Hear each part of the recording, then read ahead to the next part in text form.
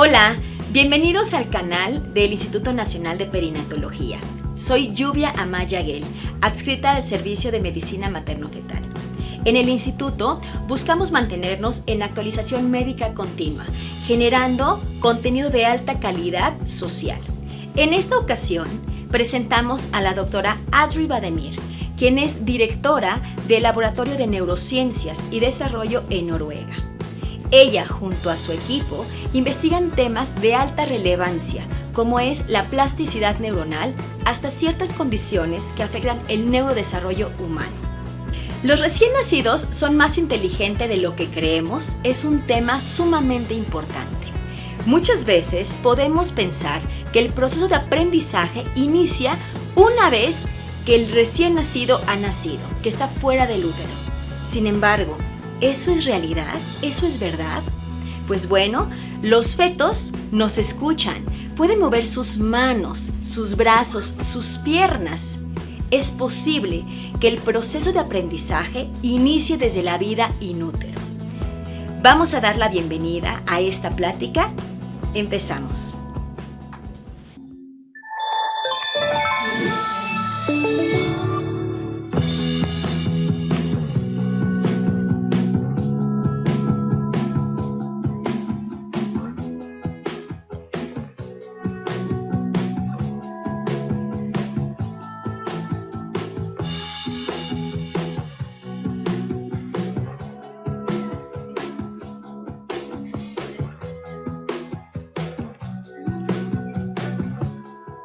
Bienvenidos, comenzamos. Instituto Nacional de Perinatología, Ética y Humanismo.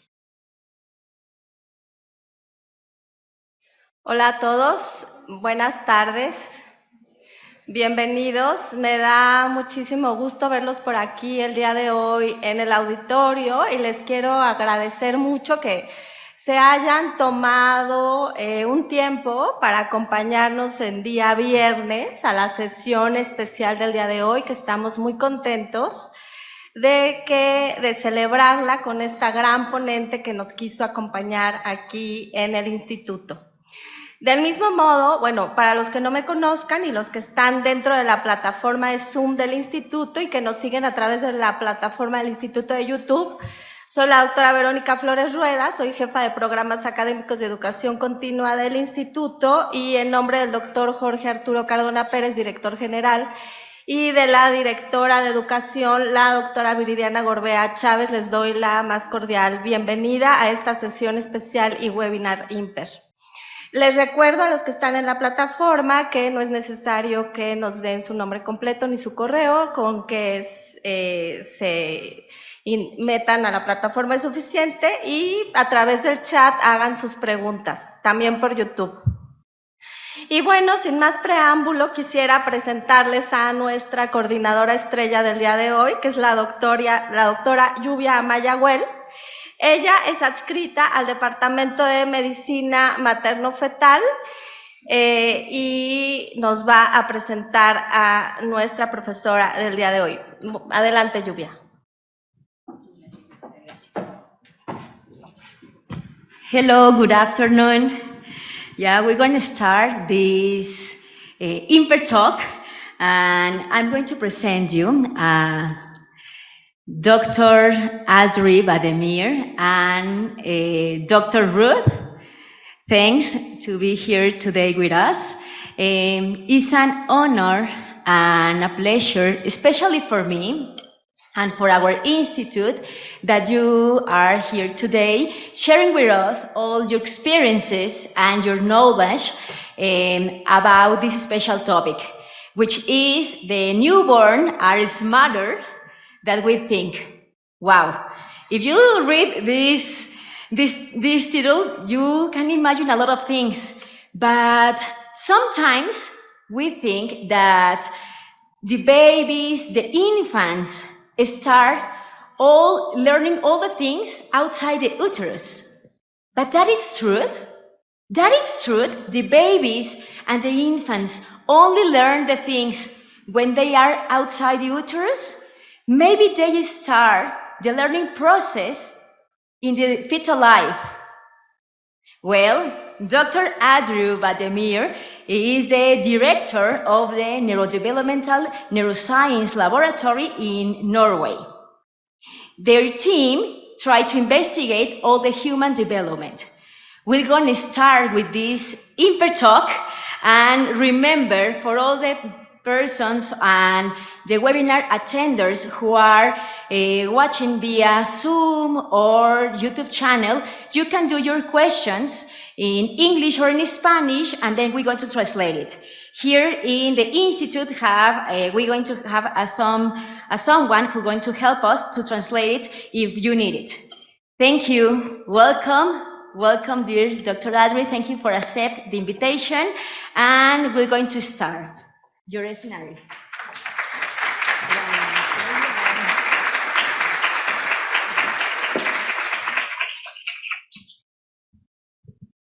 Thank you, Dr. Jubia, and thank you so much for the invitation, for being here.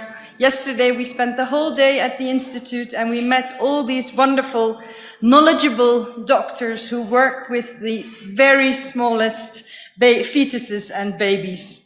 And ever since I can remember, I've been fascinated by our babies, because when you hold a newborn baby in your arms for the first time, they can't do anything. They can't even hold up their own heads. And then only a year later, they are uttering their first sentences or words. They are climbing up and down the stairs, and they have developed a whole personality of their own. And as an experimental psychologist, I like to understand the underlying processes, mechanisms that drive development, not only to understand how normal development happens, but also to be able to help babies and young children who don't follow that normal developmental path. So my undergraduate degree is from Holland, from Amsterdam, the Free University of Amsterdam, and I have a PhD in experimental psychology from Scotland, Edinburgh, the University of Edinburgh in Scotland. So I'm not a medical doctor, but I'm, as I said, fascinated by young babies.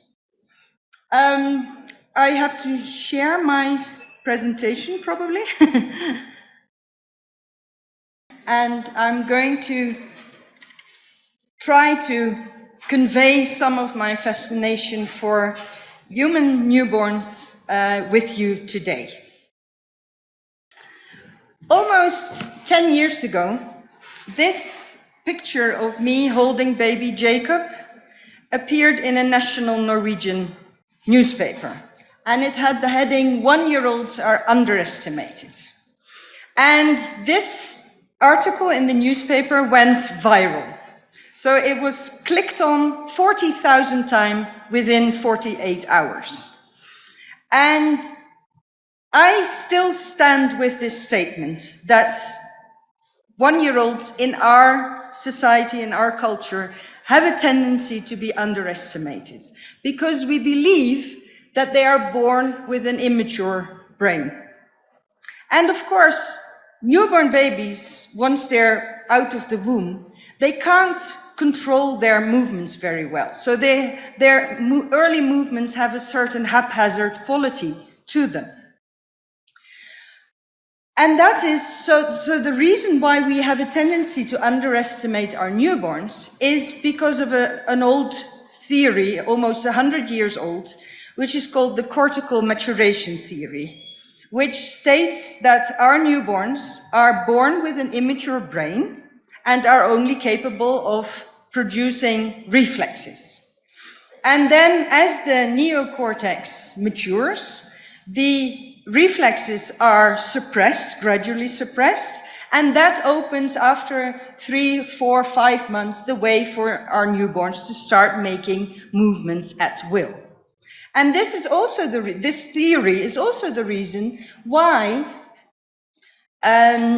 we tend to tell parents when they tell us excitedly that their baby smiled at them, that can't be true, because the central nervous system and the brain of newborn babies under 6 weeks of age is so immature that it can't produce a true social smile. So we tend to dismiss these smiles as trapped air or wind in the system. But if I look at this picture, then I see a true social smile. This baby is smiling at his father, telling him, here I am, I'm yours, and I need you to take care of me, right? So it is a bonding kind of thing. It has a function. And also we know that babies smile, newborn babies, they smile more when they're awake than asleep, because we also see them smiling in asleep sometimes, but they do smile more when they're awake. And we also see that the true Duchenne smiles, where the baby uses its eyebrows and its cheeks, are more common when there is a person there to smile at. So, it is true that the neonate has a tendency of moving its arms and legs quite haphazardly. But 60 years of ultrasound research has allowed us to observe the fetus over long periods of time inside the womb. And we see that these fetuses have very smooth, well-coordinated movements. They make individual finger movements. They can even suck their thumb. And it takes the average neonate about 6 weeks outside the womb to be able to suck his thumb again. And I don't think that this haphazard quality of the neonate's movements has anything to do with an immature brain, but rather that our neonates, our newborn babies, are born with rather unfortunate bodily proportions. So the head of a newborn baby makes up 1/4 of its total body size, as opposed to the head of an adult making up only 1/8 of its body size. Imagine having to go around with a large watermelon on your shoulders. That would make our movements also look clumsy. And in addition, because we don't have any fur to keep us warm, we rely on subcutaneous fat. So our babies, compared to primate babies, monkey babies, are born relatively chubby to keep them warm. So a large head, a large heavy head, and a fat body makes it difficult to control those early movements. And adding to that, they have spent the last 9 months of their lives inside the uterus, which is a watery environment where the effect of gravity is much less pronounced than on dry land. So neonates have not had the opportunity to move their relatively heavy arms and legs against gravity to build up muscles that are strong enough to lift these arms and legs against gravity. We also know from 30 or 40 years of developmental psychology research that newborns have memories and learn in the fetal period. So I have a colleague, Peter Hepper, from Belfast University in Northern Ireland, and he has studied mothers who were hooked on a soap opera, a very famous soap opera called Neighbours from the 80s. And these mothers, during the 3rd trimester of their pregnancy, they watched Neighbours with Kylie Minogue and Jason Donovan, I don't know if you remember them, every day during the last 3 months of their pregnancy. And when the babies were born, Peter Hepper played the theme song of Neighbours to these babies, and he found evidence that they recognized the sounds, the song, from the fetal period.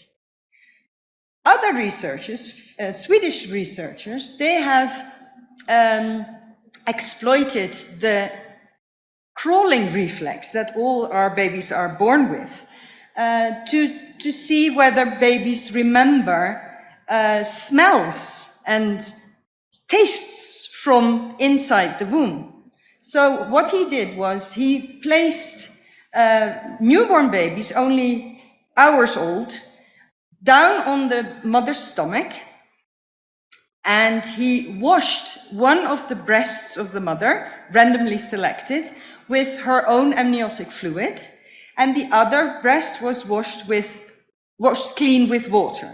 And then he placed the baby down on the mother's stomach, and he watched them wriggling up towards one of the breasts and choosing one to latch on and start suckling. And they found that babies chose the breast that was washed with their own amniotic fluid more often, significantly more often than the breast that was washed clean with water. So, and this must be because they remember the taste and the smell of their own amniotic fluid from the time they were still inside the womb. Newborn babies also take very short time to be able to pick out their own mother's used breast pad from 15 other mothers. They can do that within 2 days after being born. So they have all these qualities that don't really remind us of an immature brain. They are actually quite smart to be able to do this. So today I'm going to talk about 3 different behaviors that we initially may think are very reflexive, involuntary, purposeless behaviors, but they turn out to be carefully controlled by the newborn babies. So we're going to look at the skilled coordination of sucking, breathing, and swallowing in only day-old neonates, the functional significance of neonatal arm movements. This is what I talked about in this Netflix documentary series, and the dynamics of the newborn infant cry. So to start with feeding, we know that the fetus has been sucking and swallowing amniotic fluid containing its own urine for at least 4 months during pregnancy. And we also know that newborn babies, that breast milk is very different in consistency. The early breast milk is thin and watery to help the baby quench its thirst. And then the hind milk comes in later during a feed and is much more thicker and creamier and requires a completely different coordination of sucking. But newborn babies can deal with this, no problem whatsoever. So we were wondering whether the sucking reflex, because all our babies are also born with a sucking reflex, and most people say that babies are capable to feed from day one because they have this sucking reflex. But the question is it as easy as that? Can a simple primitive sucking reflex explain this coordinated feeding pattern which consists of sucking, breathing, and swallowing? The task for the baby is more difficult than just relying on a sucking reflex. So we wanted to test this, so we took our equipment to the neonatal ward, and we had a pressure transducer which could be fitted to an ordinary bottle, feeding bottle, filled with expressed breast milk. And so every time the baby sucked, you got these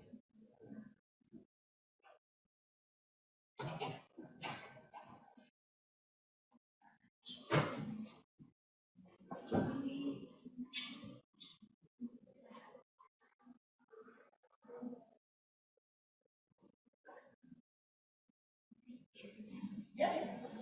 So every time you see those local minima in black is when the baby was sucking. And then We also put a breathing band around the baby's chest. So every time the baby breathes, the chest expanded, and then we would get the pattern in red, up and down, up and down. And in addition, we placed a stethoscope connected directly to a computer on the baby's neck. So every time the baby swallowed, we got the blue triangles. And we found out that an optimal feeding pattern is characterized by a 1-to-1-to-1 coordination of sucking, breathing, and swallowing. And these were babies who were still in the hospital, so they were 1, 2, maybe maximally 3 days old. But not all babies could coordinate their feeding pattern in such a good way as on the top picture. And some babies, when there was a problem, it was always breathing that was the bottleneck. And that makes sense because, as I said before, the fetus has been sucking and swallowing amniotic fluid, but it hasn't had a chance to practice the breathing. So that is an entirely new task for the newborn baby. And what you see here is, at the bottom, is a baby who is sucking and swallowing, but the breathing pattern goes in red, goes entirely flat. So this baby is feeding without taking in oxygen, so an anaerobic feeding pattern, which means that the baby is getting tired, is running out of breath, and has to introduce frequent pauses after only 15 seconds or so, and then start feeding again. But it's obvious that this is not a very efficient way of feeding, and the baby risks to fall asleep at the breast or at the bottle before it's entirely satisfied, and then wake up earlier, and that's how mother-infant diets get into this negative feeding, sleeping spiral that many new parents struggle with.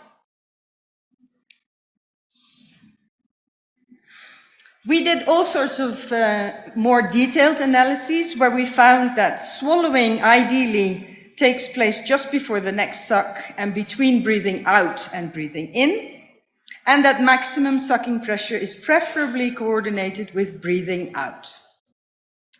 And here I have blown up at the bottom a feeding record of 20 seconds, where you indeed see that initially a maximum sucking pressure is coordinated with breathing out.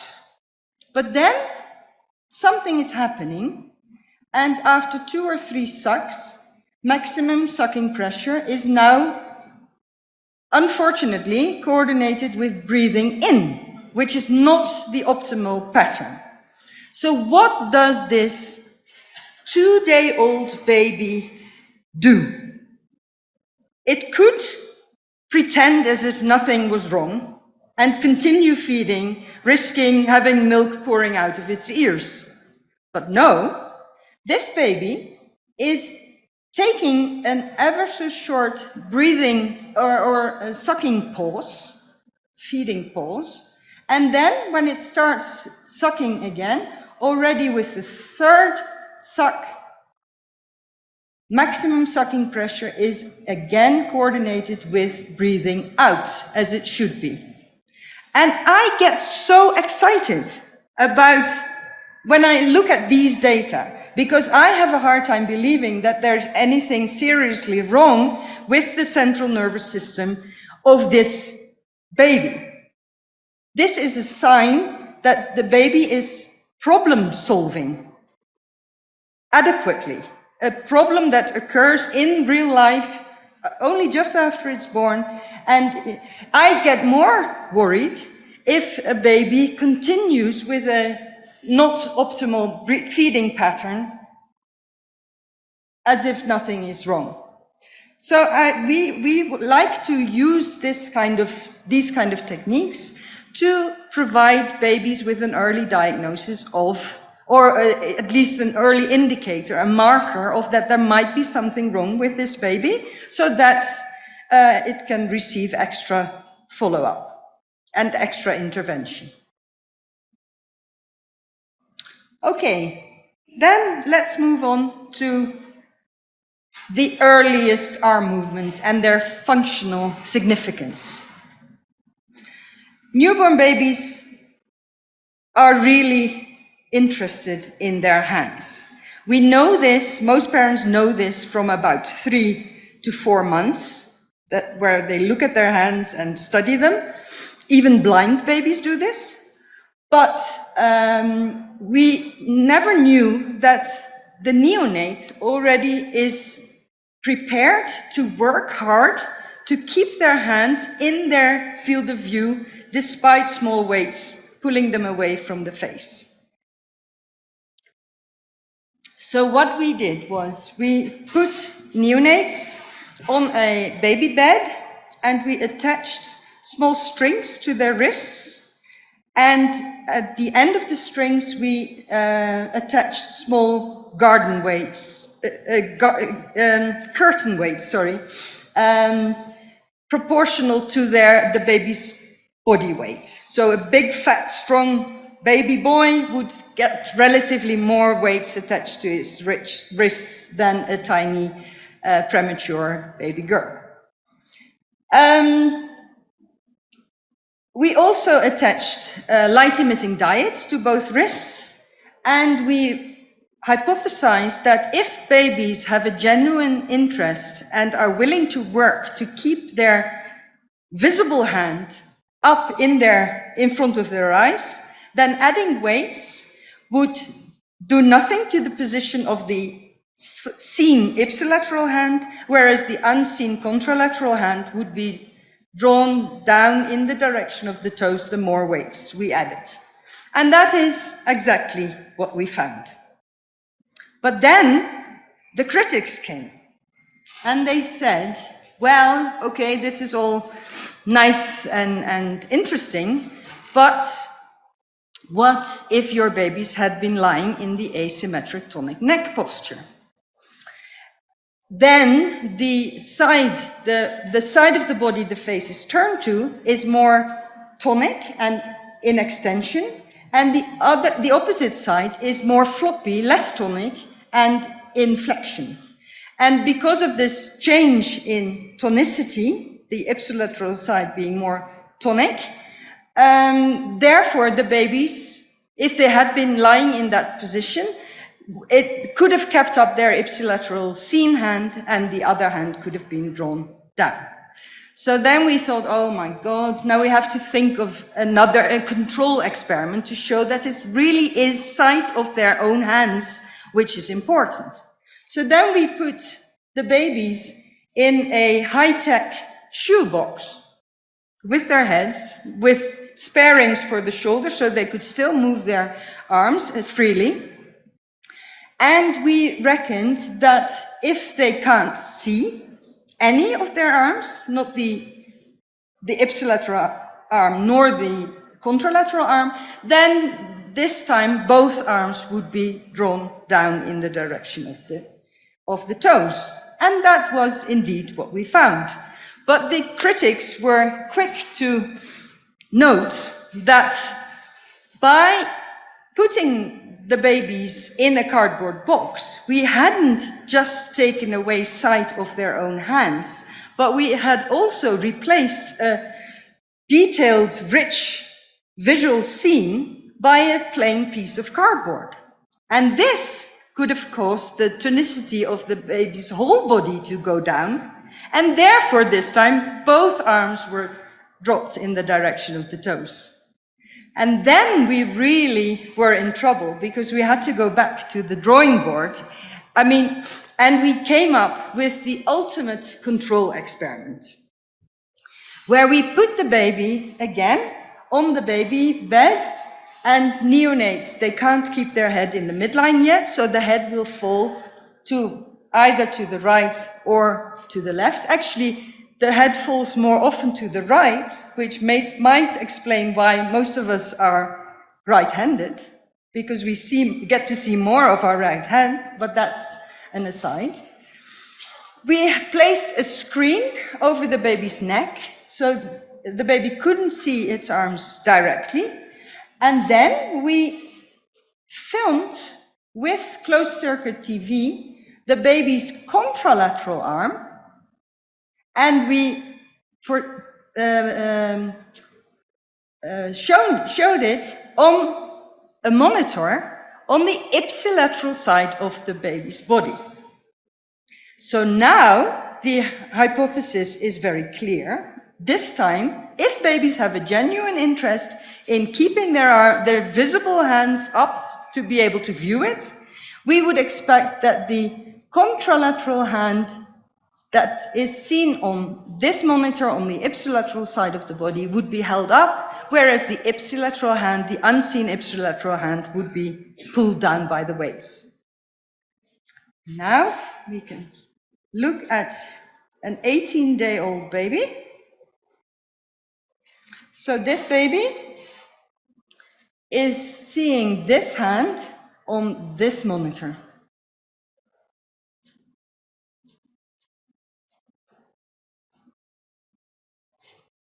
Creating a show for itself, a visual show.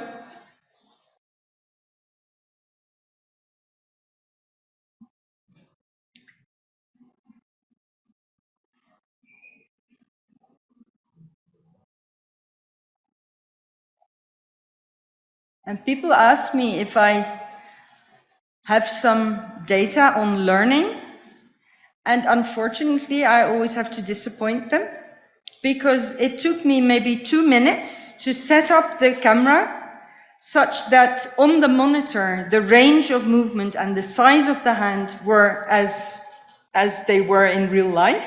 And in those 2 minutes, the babies had already found out that moving the ipsilateral hand made no show, whereas the contralateral hand gave a nice show. And I actually know this baby very well. This was recorded 30 years ago this year. And this is my second son, who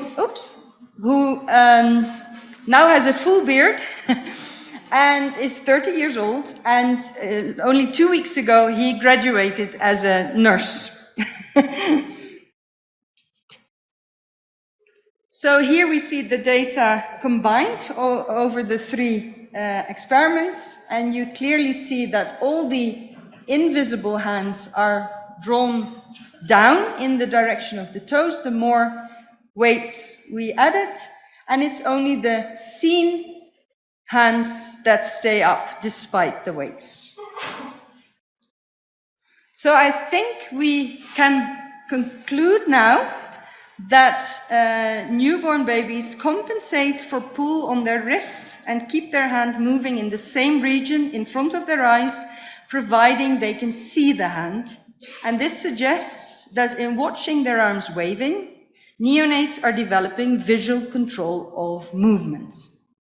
So the development of eye-hand coordination starts immediately after birth.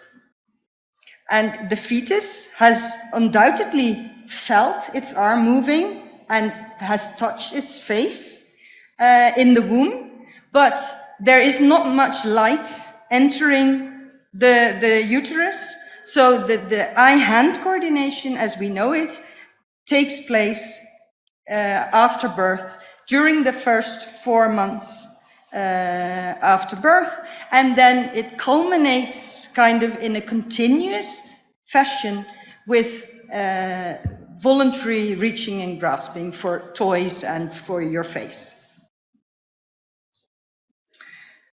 I already mentioned that most of you who have children will have seen this behavior, this pre-reaching behavior. The onset of reaching and grasping normally occurs around 4 to 5 months after birth. But before that time, you can see babies studying their hands. This is my oldest daughter, who we filmed after she was she woke up, I would feed her, I would play with her, I would change her, and it was time for her nap again. So I put her down and I had this video camera over her cot, filming her. And I saw that she slept for maybe half an hour, and then she woke up, and without making any sound, she started exploring her hands. There are some toys, like the crazy developmental psychologist I am. We put some toys over her cot, and you can tell that she is sometimes touching the toys, but she almost looks surprised. Was that me? But by doing this, by learning about her own hands and her own arms, that they are tools that belong to her, that she can use to interact with toys and people in the environment, she learns to perceive objects in terms of her own bodily characteristics, as graspable or too big to be grasped, as within reach or out of reach. And she continues with this learning about herself for 45 minutes without giving any sound, and then she falls asleep again for 1.5 hours. So if I hadn't been filming her, and this, I swear to God, this was the first time and the only time I ever videoed her in her bed. And we'd never know, but this girl actually went on to become an Olympic athlete. She performed in the London Olympics of 2012 in handball. I don't know if handball is very popular here, but maybe because of the extreme stimulation in the eye-hand coordination field, this is what happened to her. But if sight of the hands is important, then babies with a visual deficit may have a problem, because they aren't able to learn about themselves in the same way as sighted babies are. So we wanted to see whether sighted babies could control their arm movements based on sound. So we put small miniature microphones around their wrists. Those were courtesy of Panasonic, who sent us a whole bag with tiny microphones that go into old-fashioned telephones. And we put the newborn babies with their head in the midline position with the help of a vacuum pillow. That is sometimes used for broken legs and things like that. So you suck out the air so that both ears are free. And we wanted to see, we played some sound through these microphones one at a time.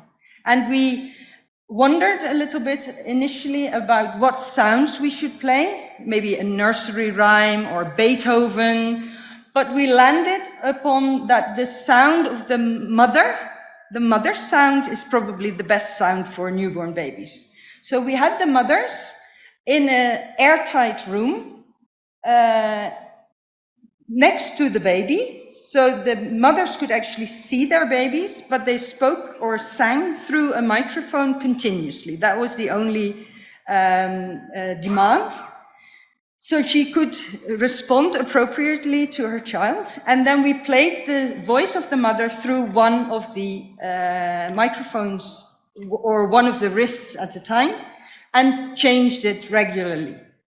And then we saw that babies were waving their arms, and then they suddenly accidentally heard the mother's voice, and they would do like this. And then when we changed the sound to the other wrists, they would become unsettled and then started waving, and then, oh.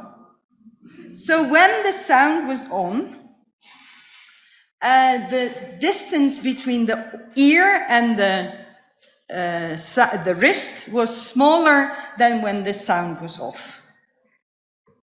And we also looked at the reduction and increases in sound. So if you just look at the very left-hand side, we see that when the sound is on, there are many more reductions in distance between the ear and the wrist than increases in distance, only those few. And when the sound is off, the number of increases and decreases is very, very similar. So it looks as if sighted babies can also control their arm movements based on sound. And that is good news for babies with a visual handicap, because if we provide a sound, a continuous sound, which doesn't interfere with their communication with their mothers, so which sonography is very loud and very invading, but if we have like a parking sensor around the babies that gives out a continuous sound, but soft enough for the babies to still be able to talk and communicate. And that would go like dit, dit, dit, dit, dit, dit, dit, dit, and opposite dit, dit, dit, dit, dit, dit, dit, dit. Then the blind babies could learn about their own bodies and their arms and in the same way as sighted babies do, based on their vision.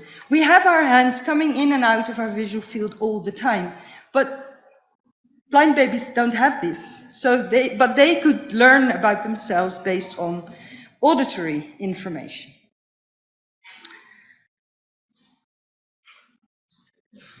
So then I'll just show you a short clip from Netflix where I plea for not underestimating our babies because they are so clever. Oh, sound? It doesn't matter. But the texting is in Norwegian, so that doesn't help you. But I can just say that I say, please don't underestimate our newborn babies because they are so much cleverer than we tend to give them credit for. And I am convinced that if you don't believe it, then you don't see it either. So we have to believe in the youngest ones amongst us, because then that's only when we see it. Okay, and then I'm going to talk about our latest project, our Crybaby project. It's a master's thesis from last year, where we try to find evidence for the fact that newborn babies vocalize in their mother tongue. And that means, if this is so, that means that they must have picked up the characteristics of their native language while still inside the womb. Can we have sound? You have all seen this, so it's...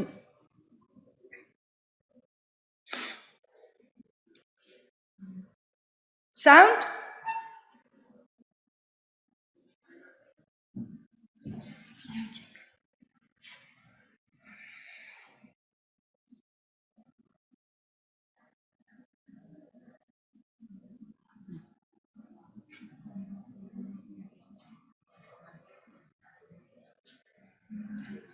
It's maybe not so. Yeah, it is, but it doesn't.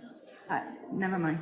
You've all seen this, and eventually, but after a breathtaking pause, the baby does start crying.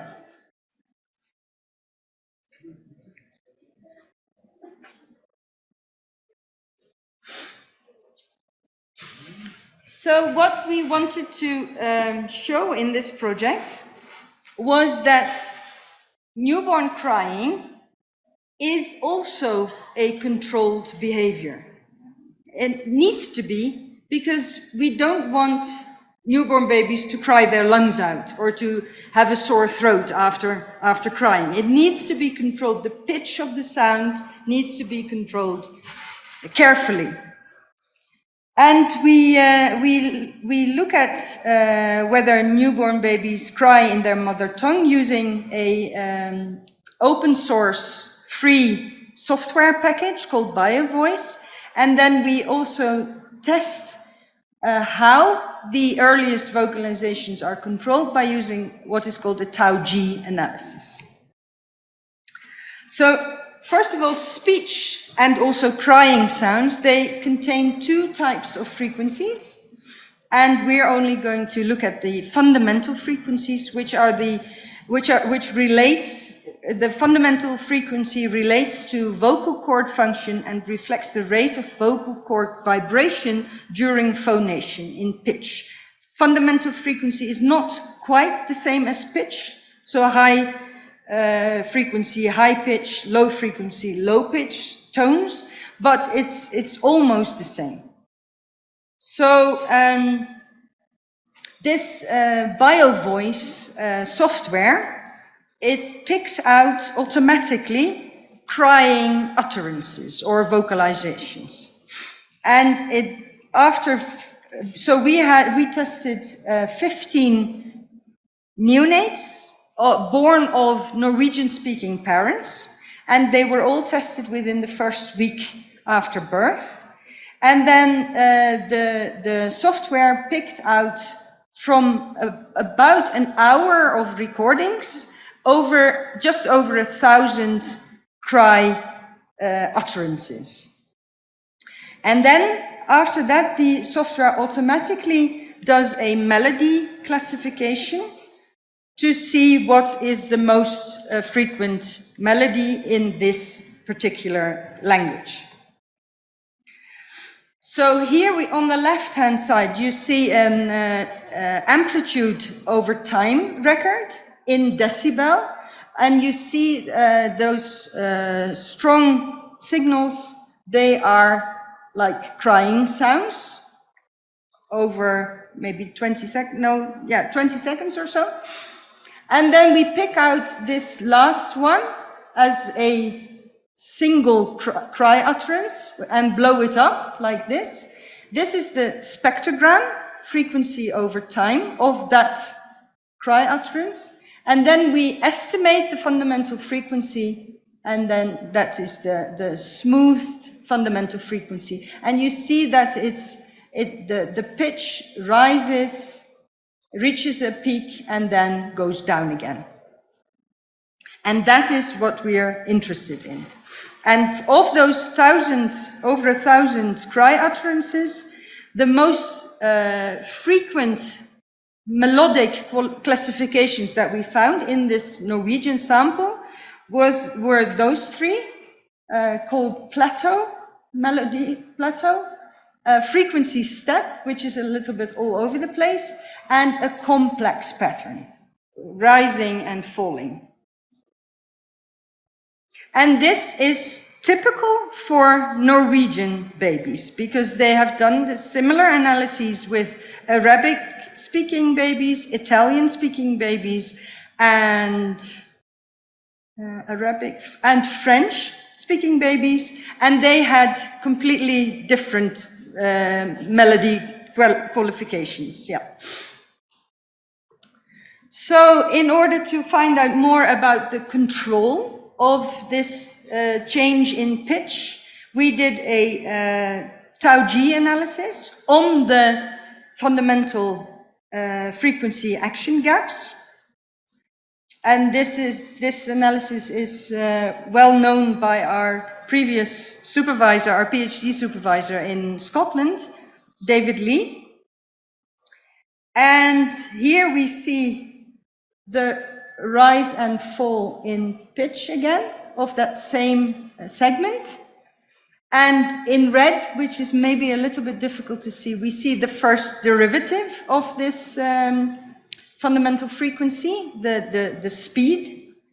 And then we plot this, we divide the speed over the position plot, and we get a tau function. And we plot that against a Tau-G, a generalized tau. And according to the theory, if you plot the one tau against the other, you should end up with a straight line. And this line is pretty straight. And then the slope of this line, where it cuts the the y-axis, tells you something about the level of control that the babies are showing in their vocalizations. And what we found of all these 800 action gaps, we found a slope, a kappa estimation of 0.72, which is significantly larger than 0.5, but significantly smaller than 1. And that tells us that the babies are controlling their pitch in a controlled way, but they are making hard contact. So so here we see the two extreme babies with the smallest kappa estimation and the largest kappa estimation. The difference is actually not that big, and they still fall well between the 0.5 and the 1 boundary. And you see that this slope in red is slightly slacker than this slope, is steeper. So that means that the baby on the right is producing harder collisions for the closure of the action gap. So basically, what we have shown is that the newborn cry is a skilled behavior that shows clear patterns in the intonation and melody of the vocalizations. We found evidence of tau guidance in the vocalizations of these newborn cries. It means that the peak velocity of the pitch control takes place towards the end of the closure of the action gap, and then there's a rather steep deceleration phase, but it still means that they are controlling it and making controlled collisions with the action gap closures. And the variability in fundamental frequency cry characteristics amongst newborns from different native languages suggests that language development starts already in the womb. Okay, now I would like to go over to our brain research. It's maybe 10-15 minutes. It's okay? Okay. I already said that we are very interested in finding the underlying mechanisms that drive development forward, not only to increase our general knowledge about normal development, but also to be able to make an early diagnosis and help babies with early intervention who don't follow that normal developmental path. So what we do in our lab in Trondheim in Norway is we have these nets, which are electrodes that are sewn together in the form of a net. So instead of scraping the skin and gluing one electrode to the baby's scalp, which they won't put up with, we just immerse the net in a saline solution, and every of the 128 electrodes is sitting in a small sponge. And the sponges suck up the saline solution, and then when you put it on a baby's head, which has a much thinner skull than an adult has, and an added bonus is that they don't have any hair, or not much hair, so we get a really clean and good signal from the baby's scalp. And then we place the baby in a car seat in front of a large screen, and we project moving stimuli. So we have we simulate forward and backward self-motion. We have a little car that drives around in a rectangle across the screen, and it disappears from sight and then reappears again. So the baby needs object permanence to understand that when something disappears behind something else, it will turn up on the other side of the occluder, and needs to direct its gaze, head and eyes, towards that place, the reappearance points, and that needs to be carefully timed because the car is driving at different velocities. And we have balls approaching on a collision course at different speeds, exploding in the baby's face. So here I have an example of a baby watching our looming experiments. The blue dot is gaze, so we're also collecting data on where the baby is looking and where the baby is picking up information about the impending collision of the ball. Sometimes the ball veers off, and the babies realize this very, very quickly. But most of the time, the ball is growing symmetrically and colliding with the infant's face. Some babies will blink. Not all babies blink, but we always get a huge response on a trial-by-trial basis in the occipital cortex, the visual cortex. And then, because we elicit this on every trial basis, we can look at the timing of this brain response, whether it was appropriate or not. And we see, for instance, when we test non-crawling babies and compare them to crawling babies, that the older babies process this kind of information much faster, and they are much better in differentiating between the 3 different ball speeds. We also, and full-term babies show huge development in their dorsal stream functioning over the course of the first year, whereas preterm babies don't hardly show any development. So that is very worrying. We have now seen the same preterm babies again at 6 years, and we see that they have caught up with their full-term peers, but only to a certain degree. And next autumn, after the summer holidays, these same babies have turned 12 years of age, and we're going to do another round with testing to see whether this is a problem that will stay with them throughout life, or whether they can compensate for it later on in life. But basically, what 20 years of EEG research has shown us is that the onset of crawling gives a boost to the baby's brain.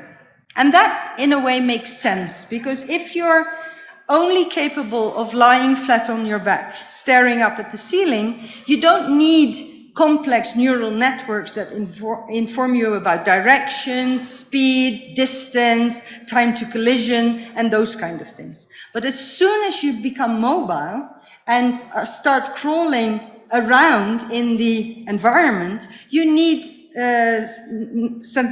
neural networks that can cope with this kind of information.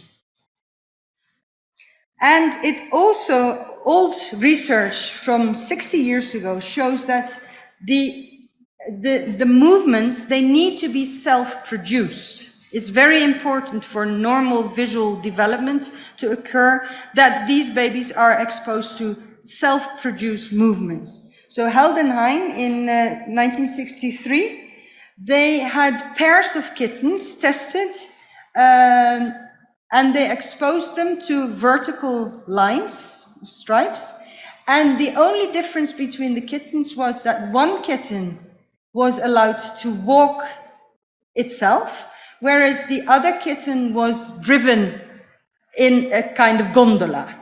And it turned out that only the kitten that was walking itself and received exactly the same stimulation as the other one developed normal vision, depth perception, and so on. The other kitten developed abnormal perception. So that means that we need to help our babies out of this supine, boring position where they only can see the ceiling, which generally doesn't have much interesting information. And we can do that by carrying the babies in a sling. I saw yesterday that here you have a practice of the rebosa or something. And in these positions, the babies are allowed to carry their own heads so they can develop neck muscles that are strong enough to hold that big, heavy head, and they can move their arms and legs, their chubby arms and legs against gravity. It's a perfect position, and they're close to the mother for bonding. In Scandinavia, baby swimming is very popular. And in the warm water, the babies are reminded of the time in the womb when movements were easier to control. And it's a wonderful family activity that you can do. Baby swimming sometimes is portrayed as the diving reflex and balancing on two legs, but it's not about that really. Baby swimming is a lot about learning techniques, how to hold your baby in the water, and having face-to-face contact with your baby. You can bring older siblings, and since it is a physical activity, the baby exercises, becomes more hungry, eats well after a baby swimming session, and sleeps well after a baby swimming session. So it's positive all around. But having said that, I think the best simulation to date is to give our babies tummy time. In the West, since we have started to recommend babies to put babies to sleep on their backs to reduce SIDS, sudden infant death syndrome, or cot death, which is very successful because the incidence of SIDS has gone drastically down in the whole world. But a byproduct has become, at least in Europe, that parents have become scared to put their babies in a prone position, full stop. Also, when the baby is awake and under supervision. And physiotherapists all over Europe are noticing that the onset of crawling happens later and later in development. And the incidence of bottom shuffling is on the increase, and so on and so forth. But so I recommend, and also the World Health Organization actually recommends, to put babies in a prone position 30 minutes divided over the whole day from day one. 30 minutes until they become mobile and start crawling around. That's a lot of time, but in this position, which is a natural crawling position, again, the baby has to hold up its own head. And these twins here, identical twins who shared one placenta, they're actually my granddaughters. And I advised and asked my daughter if she would put the twins in a prone position regularly from day one. And she has done this. And here they are 3 months of age. And as you can see, they are very comfortable in lying on their stomachs. And that kind of provides the scaffolding, this motor competency of lying on your stomach, provides the scaffolding that they can also start developing other parts, their language and social skills from a better starting point. So I don't think we have sound, because, no, but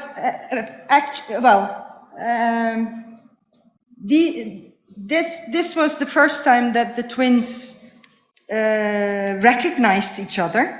And because of their motor competency of lying on their stomachs, they actually start talking to each other. It's a beautiful video clip.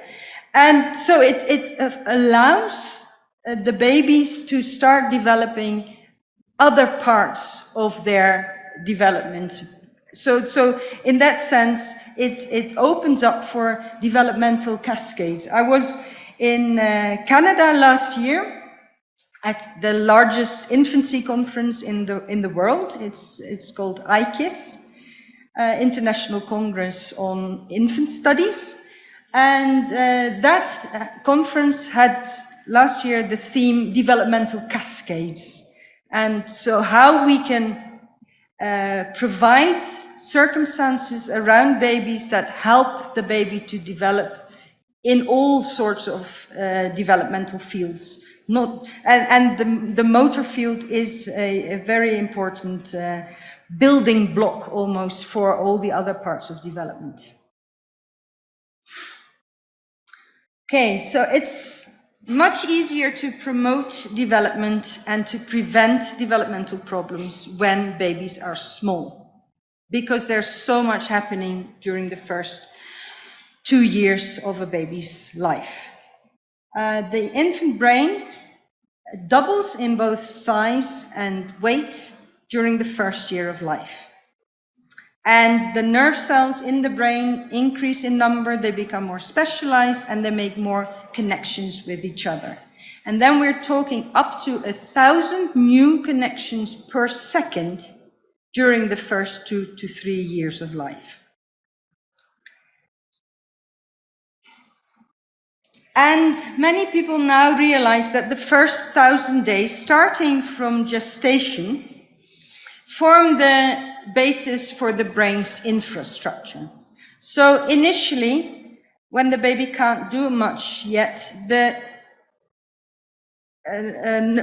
neural networks, they look a little bit like winding, faint forest paths. But then if they are used often and regularly, they turn into motorways that are capable of transporting information and knowledge at a very fast and efficient way.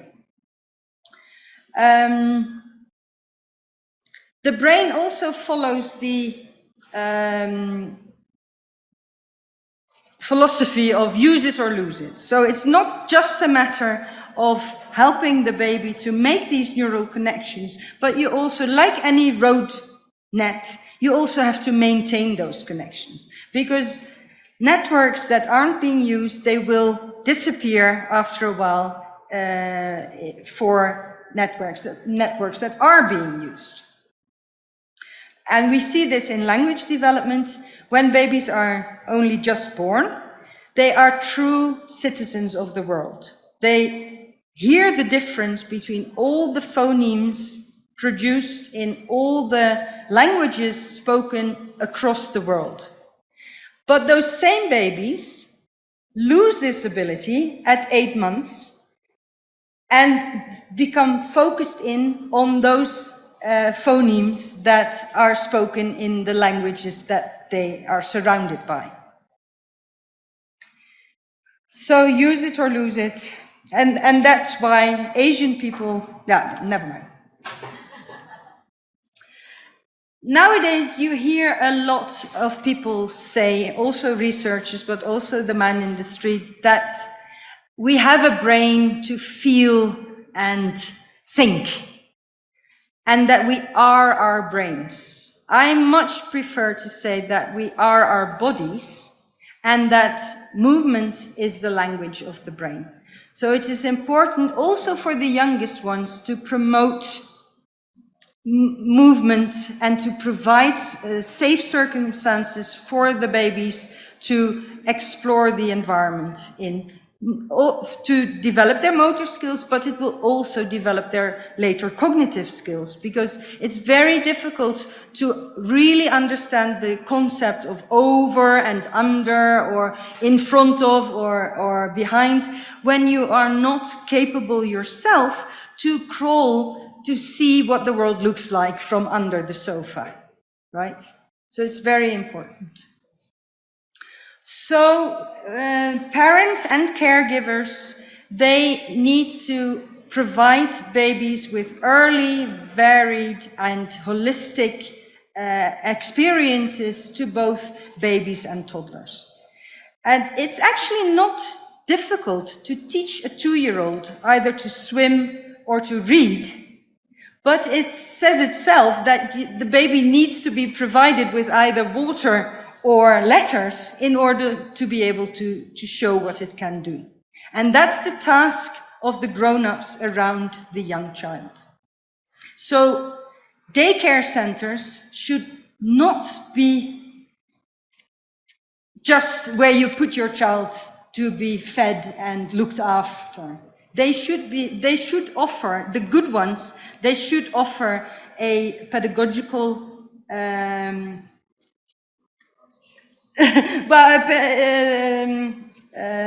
curriculum for the babies, and ideally should be run by qualified pedagogues who know how to stimulate young brains as best as they can.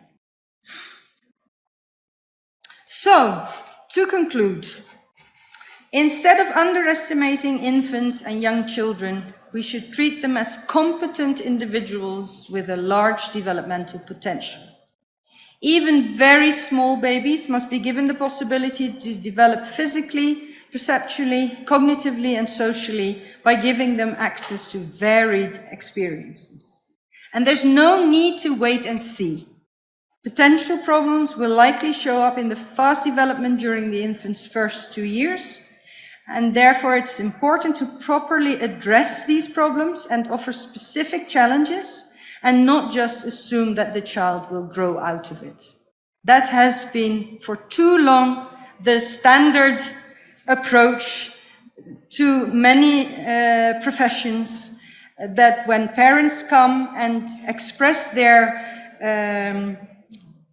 uncertainties about their child's developmental path, that professionals say, don't worry, every child has its own development, and your baby will reach the milestones at its own pace. And then, of course, when babies or become children and start school, and the demands of society are much higher, because suddenly they have to sit still, take in verbal instructions, they have to tie their own shoelaces, they have, of course, to learn to read and write. And then many children who would have benefited from extra intervention earlier, the most, fall behind, and valuable years when the brain was at its most plastic are thrown away. Just a little thing about varied experiences. As a developmental psychologist, I worry a lot about such pictures, very young children sitting still behind a screen on a mobile phone or a tablet. And it's not the problem is not what they potentially can learn on a tablet or a phone, because there are good apps that teach the child about colors and letters and foreign languages, but it's about all the things they miss out on, because really at this young age, the under threes, they can't afford to spend time sitting on their backsides watching a screen. They should be out there in all types of weather, exploring the world, finding out about relationships and with people and physical relationships as much as they can.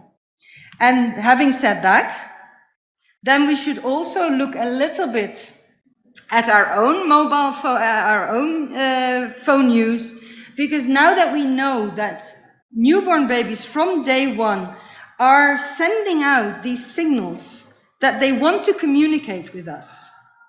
And if we miss those opportunities because we're looking at our phone, especially, for instance, during breastfeeding, many mothers in Norway think that they can check their mobile phones while they're breastfeeding, but it's especially at those times when the baby is very close and is watching your face and is trying to make contact. And and it's such a shame if you would miss those opportunities, because just like depressed mothers, babies of depressed mothers, they, after a while, they start smiling less. Babies of mothers or fathers who spend all their time watching their phone while the baby is awake, they will stop trying to make contact with the parents because they never get a reply. So then I just want to say thank you to all our 400 babies that were in these studies, and thank you for listening. Thank you, Julia. Thank you. I don't know if someone wants to do some question for the doctor. Yeah? Please. Thank you.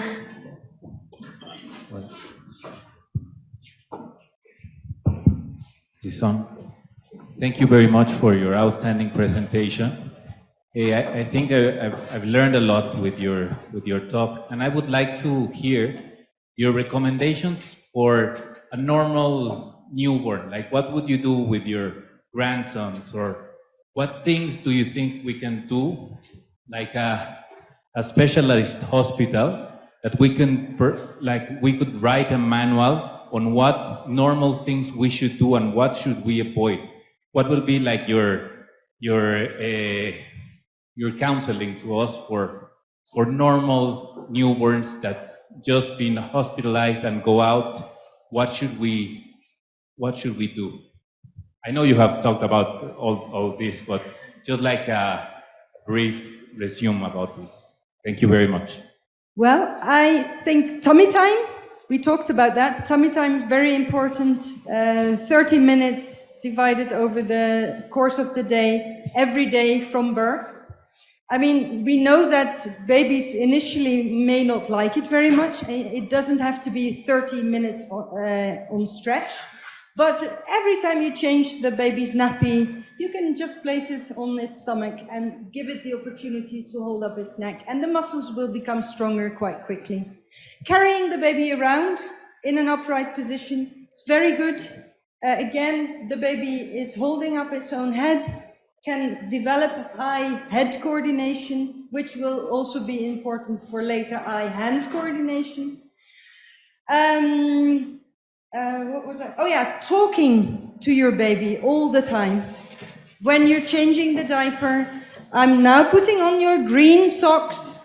Let's change your nappy, comb your hair. We're going to go in the bath. A lot of talking to the baby, telling what you're doing. Don't be shy, but the baby will take it to it like a sponge.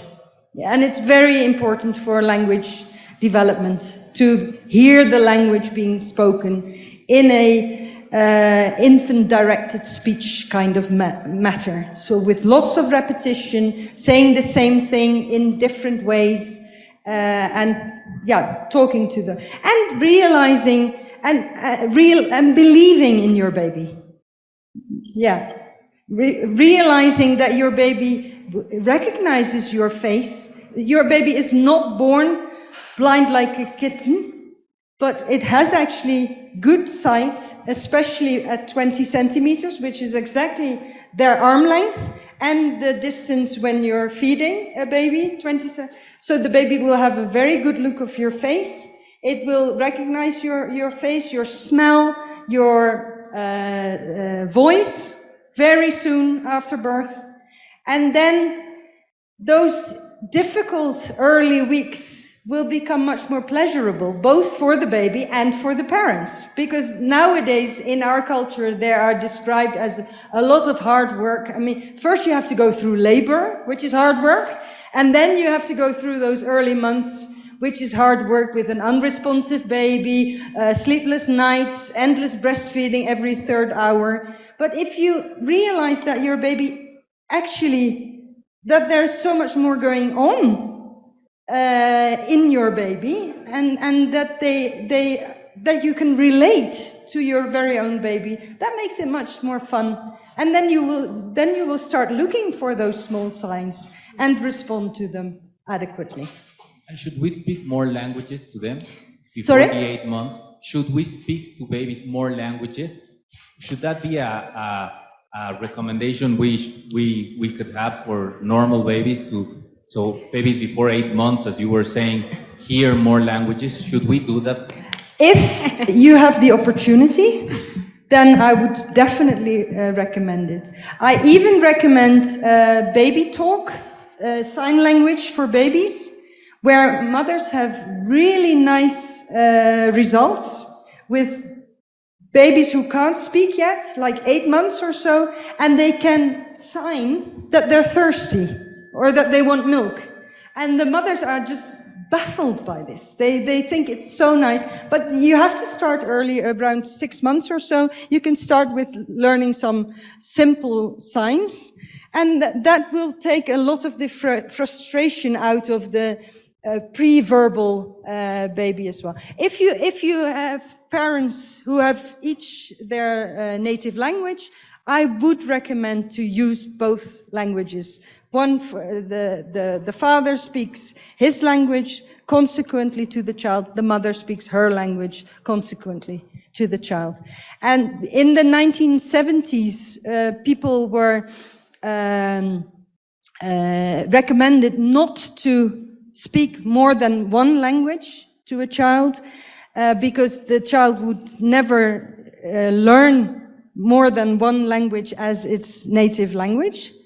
Nowadays, we see no problem with babies who are multi-linguist, and they can speak up to 5 languages without any problems.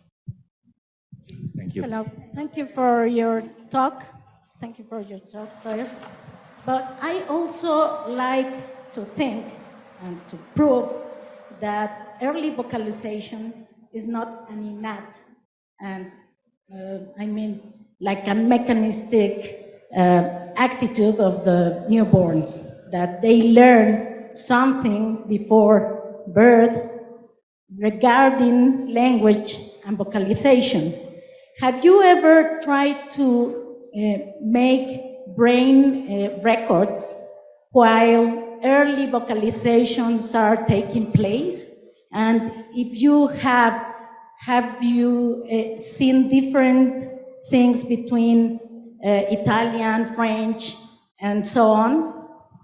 No, I haven't done that, but only a month ago, before we came to Canada and Mexico, we have this new equipment in the lab. It's called FNIRS, Functional Near Infrared Spectrometry. Yeah. And that will allow us to measure in a slightly different way than EEG does, but in more similar to MRI actually, because it measures the oxygenation levels in the brain, in the brain's blood. And then we can look at, I'm really looking forward to starting this kind of research. And this system also allows us to do a multi-scanning, which means that we can have the mother wearing one FNIRS cap and the baby wearing its FNIRS cap, and then we can look at how the two brains communicate during vocalization. So that will be really exciting. Thank you. We have another question. First of all, thank you for your presentation. And I would like to You can talk, a little please. louder. Higher. Okay. What do you think about attachment theories, and what do you think is the link between attachment theories and those learning capacities that we have seen? Sorry, attachment and? Theories and the link between the attachment, especially mother attachment, and those learning capacities that we have learned about. I'm still not quite sure whether I am. The link between early attachment. If you want, and learning. Yes. Yeah. I think early attachment obviously is very important, and it kind of provides the fundament for the baby to start learning, right? So if the basis, there's good bonding and a secure attachment between a baby and mother, then the baby can take that as a starting point for learning about the world and the environment. So I think one of the maybe most important tasks of the parents during the first year is to create this basic secure attachment so that the baby, that helps the baby to blossom. Yeah. Thank you. Thank you for the speech. I was interested about the first part of your talk, about the suckling, the swallow, and the breathing. Did you evaluate this in breastfeeding babies and also compare with babies that was feeding with formula? With butter? What was the difference about that pattern? Because you only show us that this pattern was 1-1-1, but did this pattern was break in that babies that have these different feeding? And another question is, you mentioned that this break of this pattern could suggest a problem, or I don't know. I didn't remember what did you say, but did you refer that maybe this break of this pattern could suggest a neurologic problem or behavior problem in this baby in the future? I'll start with your first question, which I forget now what it was. No, we've only actually looked at feeding from a bottle. We couldn't look at breastfeeding because the pressure transducer that we attached to the teat of the bottle, we couldn't use with breastfeeding. It needed to be in the artificial teat of the bottle. So these were breastfed babies who were drinking expressed mother's milk from a bottle for the very first time. All of them did this only once, and it was their first time. If you use ultrasound, then you can look at feeding coordination during breastfeeding as well. But we didn't have that. We had this little pressure transducer. So potentially a breastfeeding baby have the same pattern. Sorry? So potentially the breastfeeding babies have the same pattern. Yeah, we don't know. What we do know is that compared to bottle feeding, breastfeeding is much more complicated, and it's all the muscles in the face that also are later involved in speech production are involved in breastfeeding. So that's why it's also very important. With bottle feeding, the baby is just sucking the teat.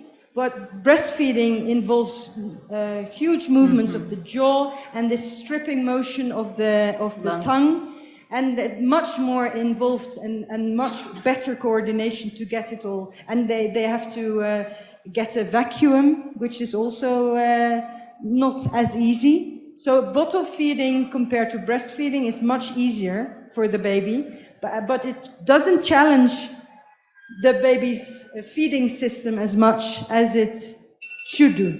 Yeah. But the other question was about the break of this pattern. Oh yeah. We have only kind of looked at instances where the baby went on a wrong path and then corrected themselves by either taking a small pause or doing something so that they came in line again. And to me, that is a solid sign of the integrity of the central nervous system of that particular child. If we, on the other hand, would find babies that persisted in a feeding pattern that wasn't optimal, then I would personally be more worried. So I take it as a positive sign, but we need more research to look for negative signs. Thank you. Thank you very much. We don't have any time, Dr. Andrew. Thank you to accept our invitations and to be here in the National Institute of Perinatology. We're going to give you a little present for you, and we hope that you continue with us working. Thank you. Thank you for all. Thank you all.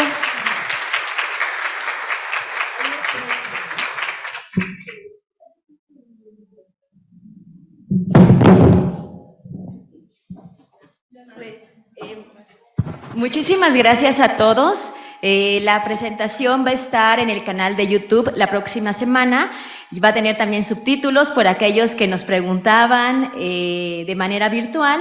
Gracias por estar presentes, gracias por permitirse aprender de condiciones de primer mundo y pues aquí estaremos. Muchas gracias a todos. Una mejor comprensión de los mecanismos neonatales empleados en el movimiento, en el llanto, incluso en la succión durante la lactancia materna, nos permite identificar patrones normales y anormales en el neurodesarrollo. La evidencia científica, liderada por la doctora ACTIVA de MEER, busca demostrar que el comportamiento del recién nacido no es un simple reflejo, como lo creíamos. Los recién nacidos tienen la capacidad de realizar movimientos de manera voluntaria, siendo esto el resultado del desarrollo neurosensorial.